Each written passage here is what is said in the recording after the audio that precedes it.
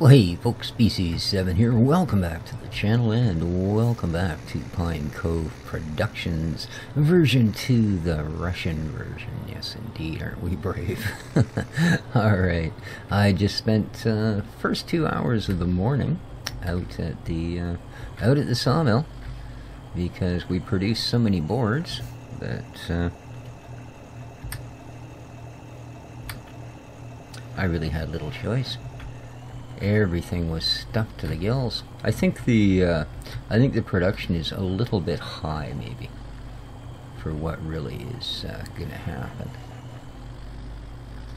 Yes, I have gone to the Tire on a Stick. Such a wonderful toy.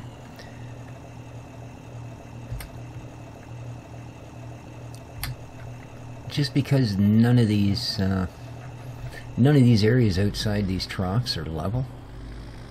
So you're continuously catching the edge of the bucket and making the whole front of the loader just go boom, wow, wow, wow.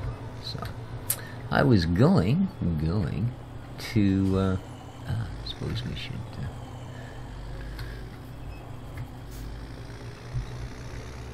oh right, I was going to do the new cattle and crops update because they had the silage going on, well, chaff anyway, and they had a nice class Jaguar there to do your chaffing and cutting, and you know, I thought, well, hey, this is a nice update. This is like half of what we were supposed to get for the original beta release there for last March or whenever they originally thought all this was going to happen. And so I did the entire new install because, as usual, I went to the CNC forums first to see if the normal problem of having issues was there and having issues, and sure enough, of course, it was. And best way to solve that is to simply do a full reinstall. Alrighty, piggies. So I did that, and got into it, bought myself the harvester, picked up the MB track, picked up a silage trailer. The Follow Me mod is kind of built into the game, which is probably not too much of a surprise.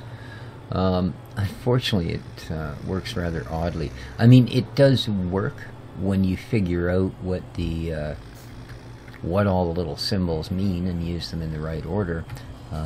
It does, because there's no mouse over type context going on at all, so that doesn't really help.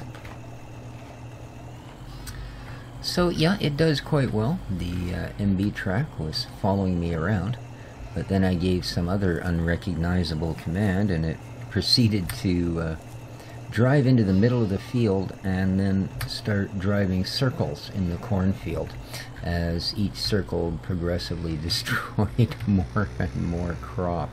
Yeah, I was not impressed. I think I lost fully a third of that field.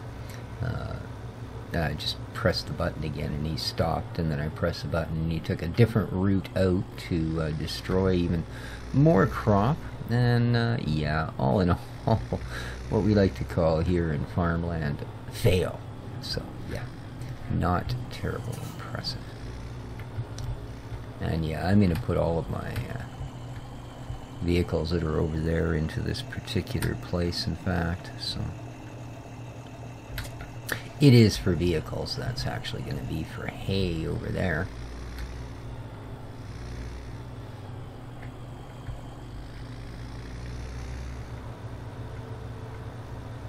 And I do believe that that's something I've got to deal with. Because I'm pretty sure I cut a bunch more grass. I think. Yeah, because I brought the mower back. I didn't put it away because it's so filthy you can barely see it against a background of like a sand hill or something. So here we go. I have no idea why I was leaning so far there to the right. I just about fell out of my chair. Was my voice getting lower and lower? My apologies. One of those days. Okay, so with that in mind, I guess what we need to do, I think here we are. I was thinking about it. I was thinking about it. So first thing we need to do is make the grass fluffy. So let's work on that. Because as we know with the Seasons mod, 2 days and that's what you get. If you haven't got your grass dealt with by then, it magically disappears. Well, magically and tragically, depending how you look at it. So now I've got to go and hunt down what I did leave and see how we make out. I'm pretty sure we did this field all together now. So, yeah, you can see the swaths have been cut. Now I did some over there. Beacons on. Whoop, whoop, whoop, whoop. Come on, people, that means I'm allowed to cut through traffic and ruin your day. Not quite. It's a busy place out here. Of course, it's early in the morning. I suppose folk are on their way to work and such. Yeah, I'm going across both lanes. Thank you. Didn't see that coming, did you, fella? Alrighty. Well, let's see how our Ted does here. Get you unwound. Oh, that's kind of neat. It's got a little carrier rack, eh? That's quite the toy. Oh. Oh. Well, you are a big one, aren't you? Alrighty. Are you big enough to do both of those roads? Let's have a look here. Just focus, focus. Oh, look at that, eh? Talk about your inconvenient. Because, I mean, let's face it, if it's not going to cover 2 rows, you might as well have the smallest one you can buy. Alright, well, at any rate, let's do what we can do.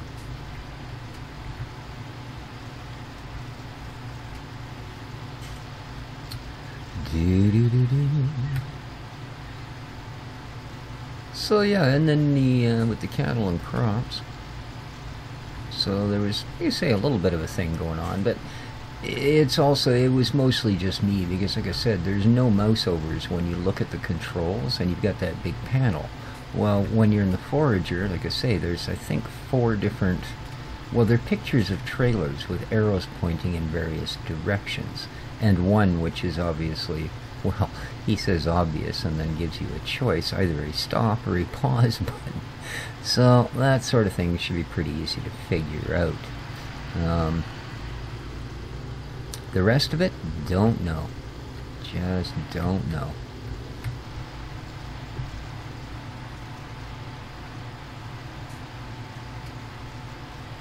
But you'd climb in the forager, flip everything on, get her all wound out. Nice, comes with the Orbis head and all that stuff.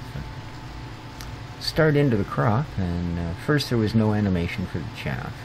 Well, there was a tiny bit, and it was like it didn't actually cut anything. It didn't look like it had cut anything.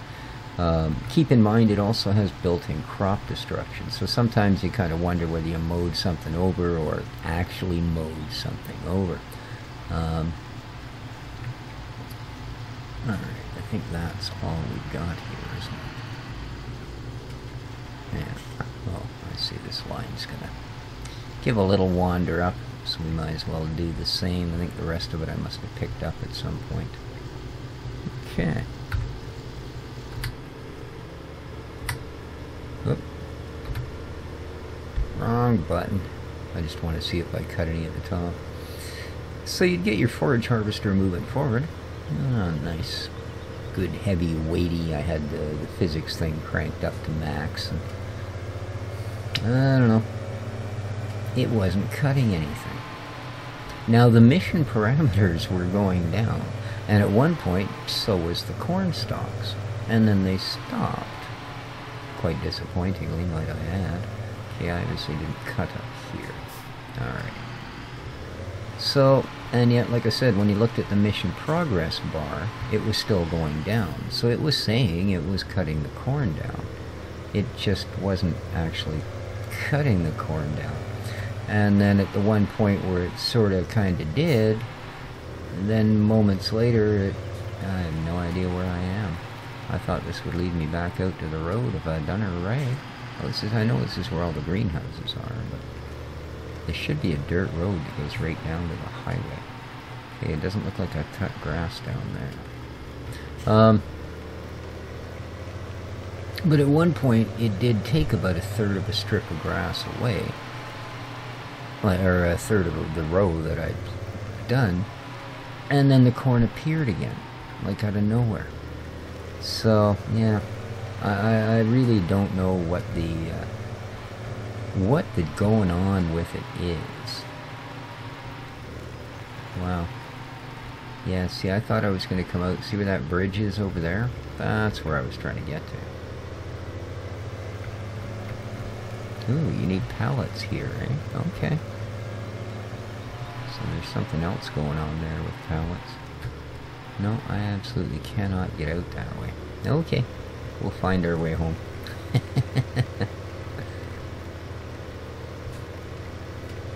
There we are. So yeah, that was, well, not fun to say the least. And I certainly wasn't alone. Everyone there, they'd even posted a video of exactly what I was going through, actually. So it would seem that, counting on them to have this stuff done in anywhere near the near future, I'm going to go and check around our other fields, is probably not something that's going to happen, you know. I don't know that we're even going to be looking at early 2018 for any sort of a really playable beta version. Because so far, pretty much everything that they've introduced, quote unquote, has needed a lot of rework. Alright, I know this is the only part I didn't do, and I didn't do it because it was too narrow. Look at all my sheep, aren't they fine? Ooh, there's quite the pasture. Is this 18? That is. Ah. Well, well, well. It was the next field over. So I've got lots we can cut up here. Brilliant. Absolutely brilliant. But you can see there is where I've actually got the rows going on. So we're going to go and tether those.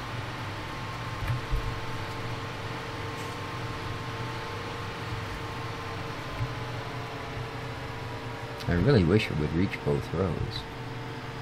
Yeah, it looks like it might here, you know.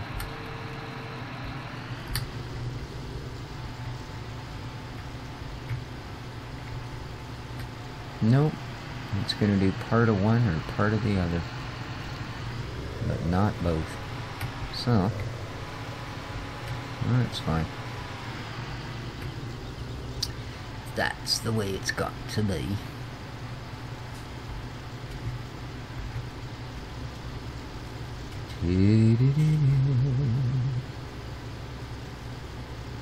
Huh. It's a rather interesting way that it works. If you get caught between a pair of those spinners, then it actually creates a second row. Other than that, it just basically flips the same row over. Interesting. So yeah, unfortunately, with all of that said, I didn't end up recording any cattle and crops. We'll have to see if they release a patch, and hopefully the patch won't require a complete reload. But this thing, it seems the hire worker thing is working, because I did do just that to get, oops, come on, I don't really want to do that. Oh, stop. Oh, yeah. Typical, eh?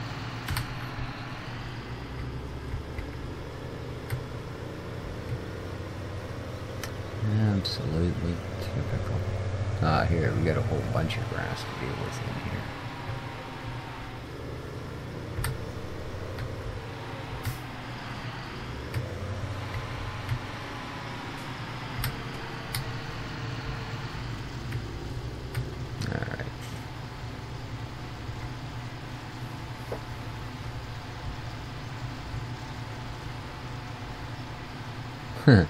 I don't play a lot of AAA games. I'm sure you guys have noticed from my channel, those of you that follow. And, well, for a couple of reasons. First and foremost, of course, is I'm cheap, and AAA games are not. And secondly, there are some things that seem to be almost a requirement of these big game companies to do. I'll give a sort of a real-time example. Yesterday I got Lara Croft Rise of the Tomb Raider. It's the Humble Monthly Bundle. Pretty good deal, by the way. $12 Canadian gets you a big-time title plus a half a dozen games a week later. So I think you get 6 or 7 games a month for $12. So yeah, some of them are throwaways, some of them might be things in your thing, but it's not bad.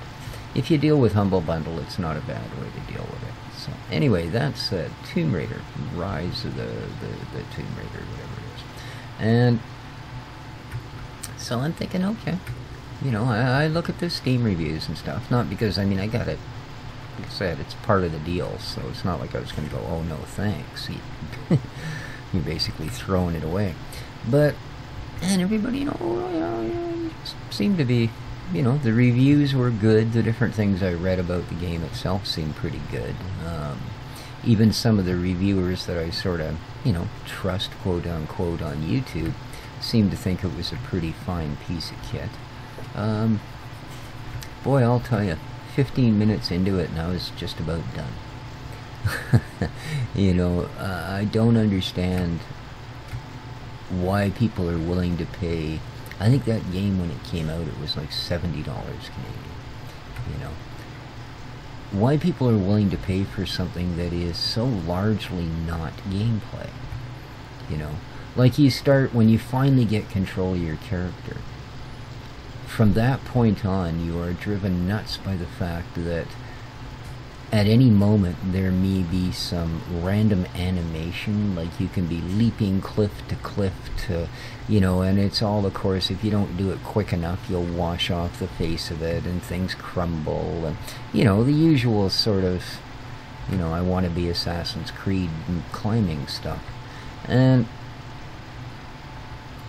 then right in the middle of it, like, you'll jump ledge, and then you go to jump to the next one, but no, there's this animation as it collapses and you fall onto your belly onto a big rock, and then you wait as the animation finishes, as she struggles to her feet and, you know, maybe wipes her hands on her jeans or whatever the heck it's going to go on, and then you've got to find the next ledge and jump to it because that's timed and a big rock will come down and knock you off the ledge if you don't. And there's really no indicators as to when you're in control and when the machine's in control. You know, I don't understand why less gameplay is worth more money. I guess that's what it boils down to, because that's what I see when I go into these sort of games. You know, the game is playing itself for a lot of the time when, quite frankly, I'd like to be playing it. You know, I mean, cutscenes aside, that's one thing, you know, and that's something that I guess has shown to provide production value to games. I mean, I'm not a personal fan, but I ain't everybody, and I know some people really get into the cutscenes. So, and a lot of the time it's used to advance a story, although I think it's kind of a cheesy way to do that.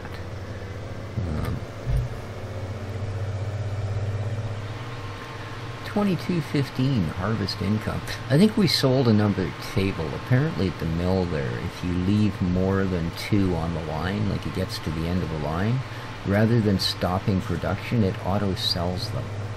So apparently there's somewhere else you can sell them though, where you get a little bit more money. So that's cool. Alright, somewhere I saw a whole bunch more lines of grass cut. Where?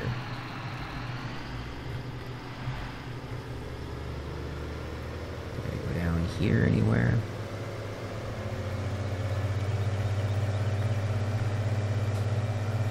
Don't see any there. No, here we go. And again, more harvest income. Wonder what we sold this time. So yeah, it just keeps rolling in, I'll tell you. That's one thing with these production maps, boy.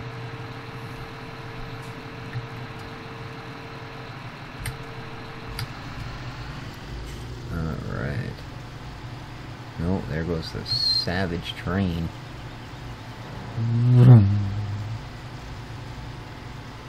And I've jumped on them and turned the cruise control down, so they're doing like 30k, but it doesn't seem to last. Like, it works. You sit on the train, it puts along. I think as soon as you get out, it reverts back to its default, go as fast as you physically freaking can. Stop for no one and nothing. So yeah, it's pretty trippy. We are going to spend, sorry to say, most of our day here, mid-spring, day 6. This is going to be the story, yeah. Because I've got to get as much of this into play as possible, so you can imagine. It's a very limited thing. At least I know I've got that one more meadow to cut there at 18. It's not huge, but it's certainly going to help. We'll give it that.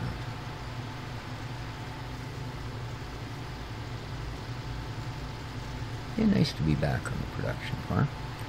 I like the old farm series, but I do a lot of the small gear maps, and every once in a while it's nice to get onto something where you can, you know, get into a big John Deere like this and haul a piece of equipment around that looks like something out of an episode of Transformers when you deal with it. It's just cool. It's just cool. And if it ain't cool, why would you play it? So, there's another thing I wanted to mention. I was going to really get into this right at the start, but I'll probably mention it in another video as well. One of my viewers goes by Charlie's Picks, and really nice guy. Out of the blue the other day, messaged me and offered me a game. And I did actually accept it, because he said, you know, you said you really liked RPGs, and that was sort of your first interest into getting into video gaming, which is absolutely true, and I mentioned that when I started Amalur. And he gave me a game called Rebel Galaxy, and I spent a little while with it yesterday just to check it out, and it's really cool. Really, really cool. It reminds me, although I think I'm probably the only person in the world that was a fan of it, of a game called Dark Star 1. I believe originally came out on the 360. But I really liked that game. And I played it on the 360, and I played it again when it was released on the PC. And yeah, just can't say enough good things. I really, really enjoyed that game. Alright, so that's that.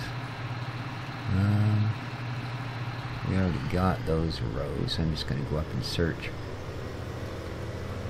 But yeah, if you'd like to see some of that, let me know. I may do so anyway. Like I said, I'm really enjoying it. It's like a newer remake of Dark Star. And I really, really enjoyed Dark Star.